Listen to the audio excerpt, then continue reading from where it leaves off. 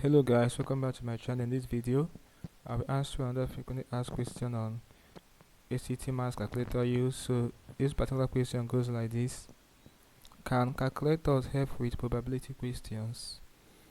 Okay, the obvious response to this question is yes. Alright, yes, they can quickly evaluate combinations, permutations, and probability formulas, reducing the chance of arithmetic mistakes.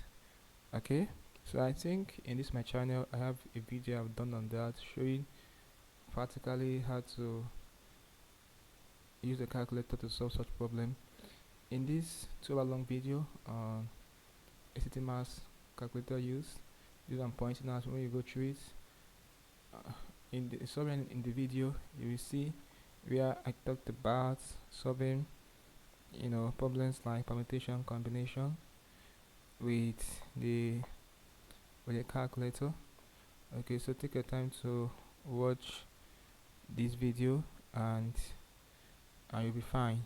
Okay, even factorial, problem factorial and all that, and probability too. So guys, watch this video and you'll find it will show you practically how to do that. Okay, so I've answered this question correctly for you, and I'll see you in the next video.